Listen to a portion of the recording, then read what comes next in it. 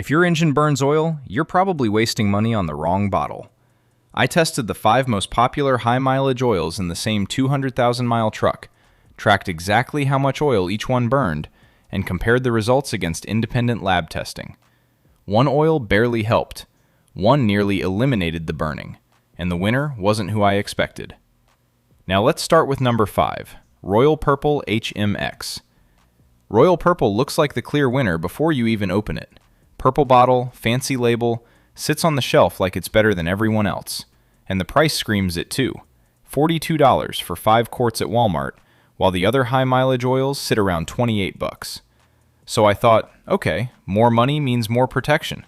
Wrong. Dead wrong. I poured it in, drove 500 miles, and checked the dipstick. Down almost half a quart. Drove another 500 and checked again.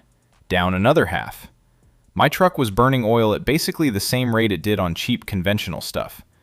So I hopped on Bob is the Oil Guy, the biggest oil forum on the internet, where actual engineers argue about this for fun. The verdict there is brutal. One guy summed it up in one line. Royal Purple is expensive for no real benefit.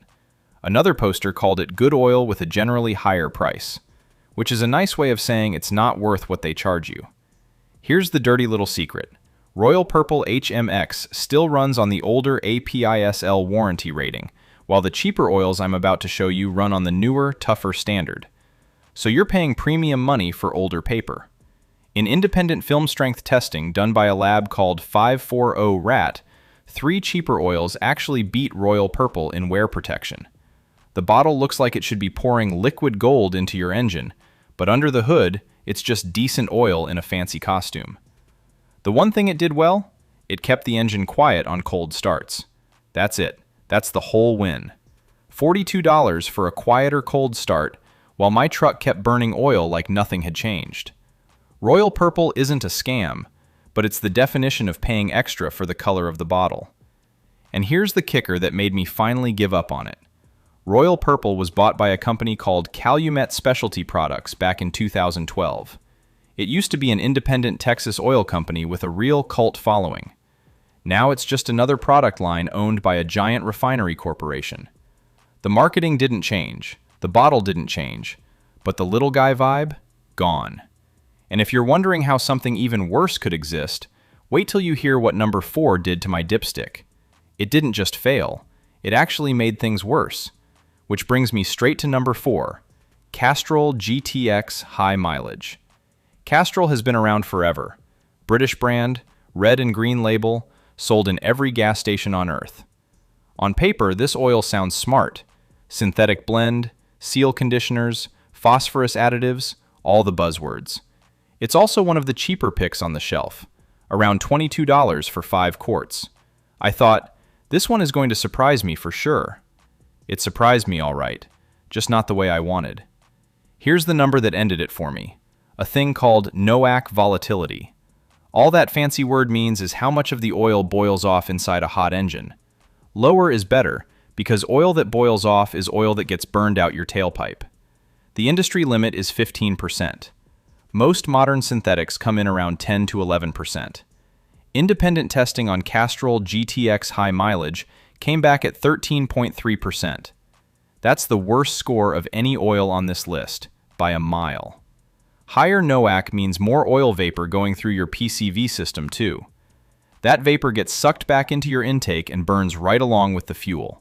So it's not just tailpipe loss, it's your engine burning oil from both ends at the same time. So what happened in my truck? Simple math. Castrol was literally boiling off inside my engine faster than the other oils. My consumption actually got worse for the first 1,000 miles. I went from a quart every 1,200 miles to a quart every 900. I sat in my driveway staring at the dipstick like I just got scammed by a British accent. But here's where it gets really spicy. On Christmas Eve of 2025, BP announced it's selling 65% of Castrol to a private equity firm called Stonepeak for $6 billion. The whole company got valued at $10.1 billion. Read between the lines. BP is dumping the brand, taking the cash, and running. Whether that's a coincidence or a warning sign, you decide. Now, credit where it's due. Castrol did stop a small oil leak from my valve cover gasket, so the seal conditioners aren't fake. If you've got a slow drip, this oil might save you a repair bill. However, if your engine is burning oil the way mine was, Castrol is the worst pick on this list. It literally speeds it up. Which is exactly why number 3 shocked me, because I expected it to be the same story. It wasn't even close. Before we jump into the next oil, if you want to save thousands on Jeep repairs, grab my 500,000-mile Jeep blueprint using the link in the description below. It's packed with maintenance intervals, hidden weak points, inspection checklists, and the exact preventative maintenance I use to help Jeeps last as long as possible. So number 3 brings in Pennzoil Platinum High Mileage. I almost didn't buy Pennzoil. I thought all the premium synthetics were the same story. Pretty bottle, empty wallet, same burning engine. But this one has a receipt most people don't know about. Pennzoil is the only major oil brand made from natural gas instead of crude oil. They call the process Pure Plus. It stands for gas to liquid, and Shell makes it in Qatar using natural gas straight from the ground. The result burns cleaner because there's basically no dirty petroleum residue in it. Real cool tech. And in that same 540 RAT film strength test, Pennzoil High Mileage came in at 102,402 pounds per square inch. Second place out of every oil in the group. Not bad for something that costs $24 a jug on rollback at Walmart. I ran it for 2,000 miles. My oil consumption dropped a little. Not massively, but noticeable. From a quart every 1,200 miles to a quart every 1,500 miles. That's a real win for a truck this old. The engine sounded cleaner on cold starts. No clatter, no lifter tick. When I pulled the dipstick, the oil was still amber, not black. That's a good sign the detergents were working. But here's what nobody tells you about Pennzoil. It's owned by Shell. Same corporation that owns Quaker State. Same corporation that owns Jiffy Lube. So when you roll into Jiffy Lube for an oil change, guess whose oil is going into your engine? The exact same one you could have bought yourself for half the price. That's not a conspiracy, that's just business. But it's worth knowing before you pay for the labor. The catch with Pennzoil? It's a solid value oil. It protects your engine well. But it's not the champion of stopping oil burning. My consumption dropped, sure, but the burning didn't stop. So if you want a smart daily driver that saves your wallet, Pennzoil is a smart pick. If you want the burning gone for good, keep watching. Quick pause. If you're still with me right now and you want to see which oil finally killed the burning cold, hit that subscribe button below, which lands us on number 2, Mobil 1 High Mileage. Mobil 1 is the oil your dad probably used. The oil in every NASCAR pit stop. The default answer when you ask any random guy at the auto parts store. And after testing it in my truck for 6 weeks, I finally get why it's the default. Let me hit you with the receipts first. That knock volatility number I keep talking about, the one that measures how much oil boils off inside a hot engine, Mobil 1 High Mileage came in at 10.1%, the lowest of every single oil in this test. That means less oil going out your tailpipe is smoke. And the biggest oil YouTuber on the planet, a guy named Project Farm, did a head-to-head test between Mobil 1 High Mileage and its cheaper Walmart brand competitor. Mobil 1 won that fight, and it wasn't close. And it cost $5 less per bottle in his test. So what did it do for my truck? I poured it in and drove 3,000 miles straight. Consumption dropped from a quart every 1,200 miles to a quart every 2,200 miles. That's almost half the burn rate cut clean. On a real forum post I dug up from a guy with a worn engine, he wrote that his consumption went from half a quart every 2,000 miles to half a quart every 5,000 miles after switching to Mobil 1 High Mileage. His exact words? Bad valve seals really helped. That's the closest any oil got to actually fixing the burning problem in the real world. There's also an extended performance version of this oil that Mobil claims can go 20,000 miles between oil changes. That's wild for an engine my age. I didn't push it that far, but the idea alone tells you how confident they are in the base formula. Here's the honest catch though. In the same 540 RAT film strength test, Mobil 1 High Mileage came in dead last of this group. Only 88,081 pounds per square inch. So it's not the strongest oil under load. And ExxonMobil, the company behind Mobil 1, refuses to publish its NOAC number officially anywhere. That data came from an independent lab. The transparency isn't great when a company that big hides its own numbers from you. So Mobil 1 high mileage almost stopped my burning, but almost isn't stopped. Something else on my list did what nothing else could pull off. It didn't just slow the burning, it killed it dead. And it did it using a chemistry that literally didn't exist 5 years ago. That leaves number 1, Valvoline. Here's the thing about Valvoline. It's actually 2 oils working together. And that's why nothing else on this list even came close. The first one is called Valvoline Max Life. It's been around since Valvoline literally invented the entire high-mileage oil category back in the 1990s.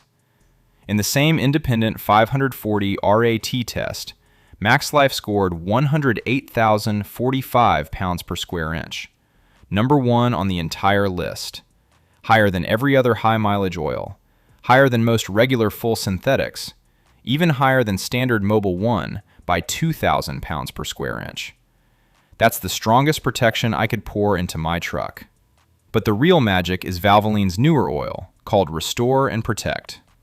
This is where you have to sit up and pay attention, because when your engine burns oil at high mileage, the number 1 cause isn't bad seals, it's stuck piston rings. Little rings of metal inside your engine that scrape oil off the cylinder walls get caked in carbon over the years and freeze in place.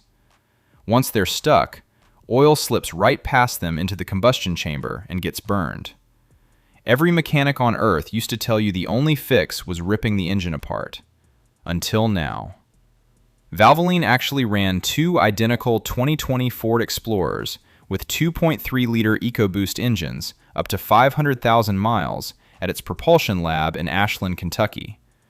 Then they tore the engines apart. The stuck rings weren't stuck anymore. Their senior global technology director, Dr. Michael Warholic, said it in plain English. Stuck piston rings have long been considered a point of no return for an engine. Restore and Protect is the first engine oil ever proven to return piston ring function. A real tribologist named Lake Speed Jr. toured the lab and confirmed the chemistry actually works. Now here's the important part. Valvoline itself admits it takes 2 full oil changes to unstick the rings, and up to 4 back-to-back changes to remove 100% of the piston deposits. So this isn't magic overnight. It's chemistry that builds up cycle by cycle, and it matches exactly what I saw. I ran Restore and Protect for 4 oil changes back-to-back. First change, no difference. I almost gave up. Second change, consumption dropped by half. Third change, down to 1/4 of what it was. Fourth change, the burning stopped completely. My dipstick stayed at the full mark for 3,000 miles for the first time in years. My truck stopped smoking on cold starts. The neighbor who used to joke about my smoke show stopped joking. And I did it all with an oil that costs $30 a jug at Walmart. Not 50, not 42, $30. I went and read hundreds of real customer reviews on Walmart and Amazon to make sure I wasn't imagining this. Same story over and over. Guys with Honda Pilots, Toyota Camrys, GM trucks with the AFM system, all engines famous for burning oil, reporting the exact same drop after 3 or 4 changes. One guy wrote he went from adding a quart every 2 weeks to 0. Another guy with a 2.4 Camry said his oil light stopped coming on for the first time in 6 years. One last thing you probably don't know. Valvoline was sold to Saudi Aramco in March of 2023 for $2.65 billion in cash. So yes, when you buy Valvoline products, some of that money flows back to Saudi Arabia. That's the trade-off. However, the chemistry works. It's the only oil on this shelf that actually reversed the burning in a 200,000-mile engine. And that's why it takes the #1 spot without any argument. That's the truth about the biggest high-mileage oils on the market. Some are worth every dollar, and some are mostly selling you marketing. Now I want to hear from you. Which oil are you running, and has it actually reduced your oil consumption? Let me know in the comments below. If you enjoyed this breakdown and want more brutally honest tests like this, make sure to subscribe so you don't miss the next one. Thanks for watching. Click the video on your screen right now, and I'll see you there.